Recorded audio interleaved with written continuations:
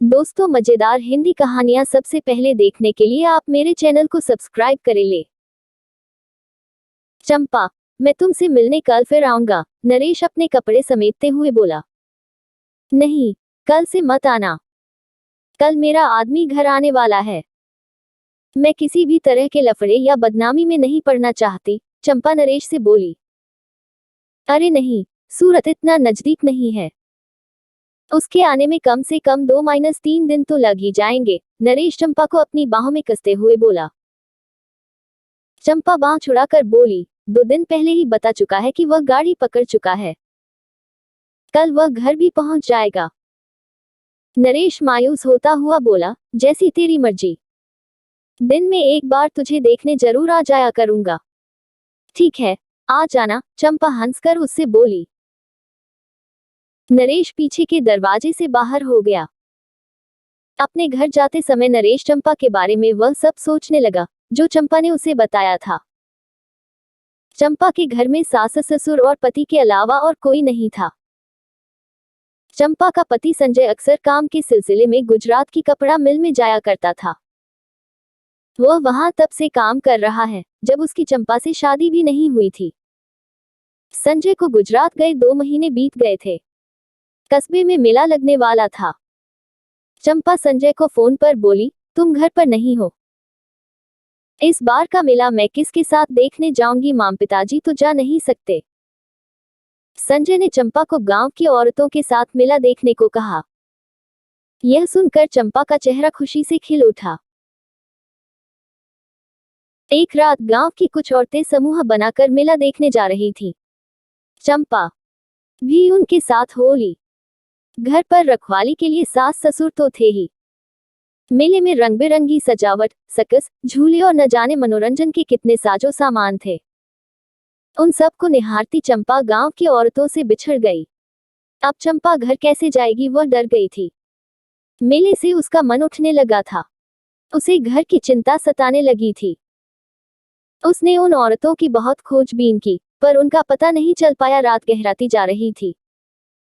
लोग धीरे धीरे अपने घरों को जाने लगे थे। चंपा भी डरते डरते घर की ओर जाने वाले रास्ते पर चल दी। चंपा की शादी को अभी 2 साल हुए थे। अभी तक उसे कोई बच्चा भी नहीं हुआ था। तीखे नाकनक्श, होंठ लाल रस भरे, गठीला बदन, रस की गगरी की तरह उभार, सब मिलाकर वह खिला चांद लगती थी, इसलिए तो संजय मरमिटा था। चंपा पर और उसको खुश रखने के लिए हर ख्वाहिश पूरी करता था। चंपा के गदराए बदन को देखकर 2 मनचले मेले में ही लार टपका रहे थे।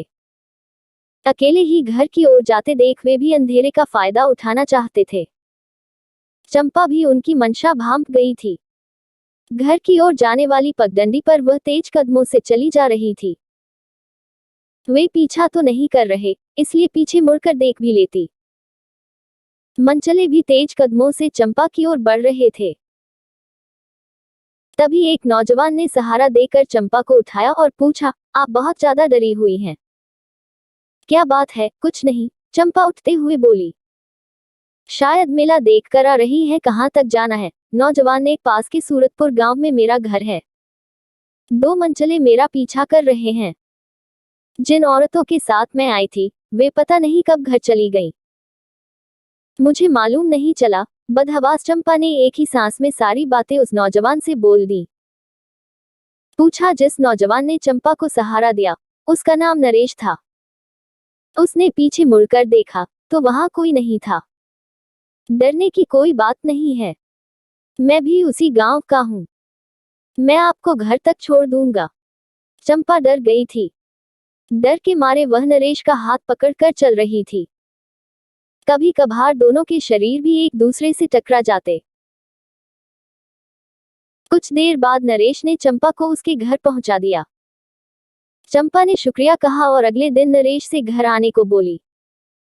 नरेश उसी दिन से चंपा के घर आया करता था, उससे ढेर सारी बातें करता, मजाक मजाक में चंपा को छूता भी था।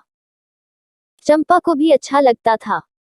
एक दिन नरेश चंपा के गाल चूमते हुए बोला, आप बहुत सुंदर हैं। मेरा बस चले तो। चंपा मुस्कुराकर पीछे हट गई। इसके बाद नरेश ने चंपा को बाहों में जकड़कर एक बार और गालों को चूम लिया। चंपा कसमसाते हुए बोली, यह अच्छा नहीं है। क्या कर रहे हो? संजय अक्सर घर से बाहर ही रहता था, इसलिए चंपा की जवानी भी प्यासी मछली की तरह तड़पती रहती। छुड़ाने की नाकाम कोशिश कर नरेश के आगे वह समर्पित हो गई और वे दोनों एक हो गए। दोनों ने जमकर गदराई जवानी का मजा उठाया। चंपा खुश थी। उस दिन के बाद से ही यह सिलसिला चल पड़ा। दोनों एक दूसरे के साथ मिलकर बहुत खुश होते। एक दिन नरेश ने चंपा से पूछा, तुम सारी जिंदगी मुझसे इसी तरह प्यार करती रहोगी न? नहीं, चंपा बोली। क्यों लेकिन, मैं तो तुमसे बहुत प्यार करता हूँ। यह प्यार नहीं, हवस है नरेश। आजमा कर देख लो, नरेश बोला। नरेश, तुम अपने एहसानों का बदला चुकता कर रहे हो। जिस दिन मुझे लगेगा तुम्हारा एहसान पूरा हो चुका है, मैं तुमसे अलग हो जाऊंगी और तुम भी अपनी अलग ही दुनिया बसा लेना।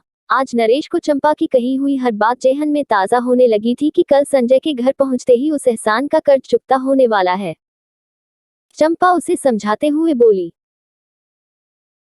अगर आपको मेरी कहानी अच्छी लगी है तो इसे लाइक करना और अपने खूबसूरत दोस्तों के साथ शेयर करना और मेरे चैनल को सब्सक्राइब करना। धन्यवाद।